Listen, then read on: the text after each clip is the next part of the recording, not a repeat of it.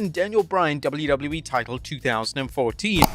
And Daniel Bryan had his crowning moment as a WWE star at WrestleMania 30. Bryan would defeat 3 members of Evolution in one evening to ultimately become WWE champion. Fans had high hopes for the reign itself, as it was expected that Bryan would be a fighting champion and WWE would present him as a new face of the company. Unfortunately, a matter of weeks into his title reign, Bryan came down with a serious injury. WWE, to their credit, did strip Bryan of the title straight away, but by the summer 2014, it was determined that Bryan's injury was serious enough to strip him of the title. Bryan only had one successful title defense on pay-per-view during his reign, and that came at Extreme Rules when he defeated Kane. WWE did have bold plans for Bryan's reign, as matches set to take place included a buried alive encounter with Kane and even a SummerSlam showdown with the Beast Brock Lesnar. Number 9, Kane World Title 2010. At last, in the summer of 2010, WWE committed to giving Kane a world title reign that lasted longer than 24 hours. This was something fans were crying out for, and it was certainly great to see the WWE great finally getting his flowers. WWE booked Kane mainly to feud with The Undertaker during his world title reign, and whilst they did attempt to recapture the magic of their 90s feud, both men were way past their prime in 2010, so the matches suffered as a result. Kane's subsequent feud with Edge wasn't much better, as Edge was bringing the first portion of his career to a close, and the feud quickly went off the rails when Vince McMahon decided to insert his subjective humor into the mix. But it wasn't all bad, as Kane's promo work was a major standout during the world title. It's just a shame that the in-ring product and storytelling on offer didn't meet the same standards. Number 8, Naomi SmackDown Women's Title 2017. WrestleMania 33 saw Naomi receive her second run as SmackDown Women's Champion. Naomi's first run ended prematurely due to injury, so this was WWE's chance to give fans a reign that they could remember forever. Whilst Naomi's popularity didn't dip one bit during her reign, WWE failed to give her anything substantial to do as champion.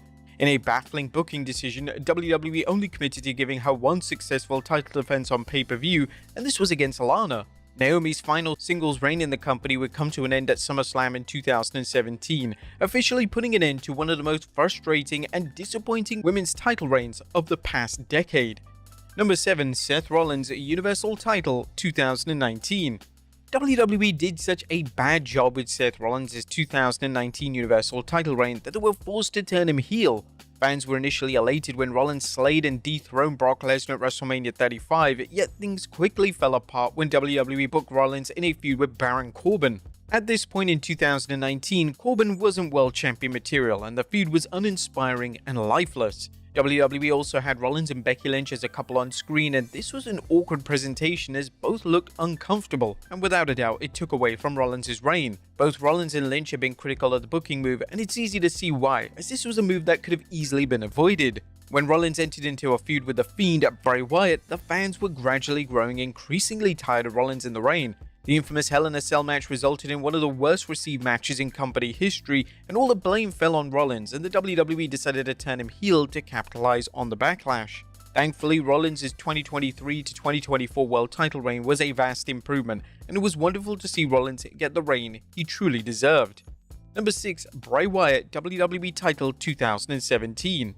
Utter joy fell over the WWE fanbase when Bray Wyatt was crowned WWE champ in 2017. Wyatt had been one of the most celebrated performers of the past couple of years, and it was about time that Wyatt finally got a chance to have a WWE title reign. This reign started off incredibly well, as Wyatt pinned John Cena in a triple threat match on SmackDown, and it was implied based on this strong initial presentation that Wyatt was going to be presented as a dominant champion.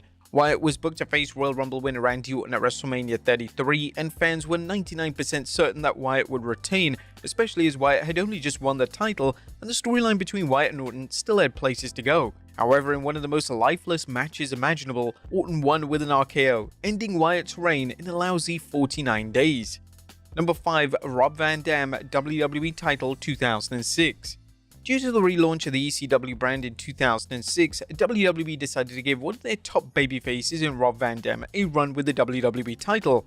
RVD was still immensely popular with the audience, and although it could be argued that his WWE title run should have come in at 2001 or 2002, it was still welcome to see RVD receive the nod. RVD would defeat John Cena in a classic matchup at One Night Stand, and based on this alone, it seemed like a given that RVD would be champion for an extended period. Unfortunately, due to RVD and Sabu being arrested for drug possession, WWE would have no choice but to book RVD to drop the title to Edge. RVD was also ECW champion at the time, so of course, he had to drop both titles within a 24-hour period. This was a total letdown, but WWE had little choice in the matter.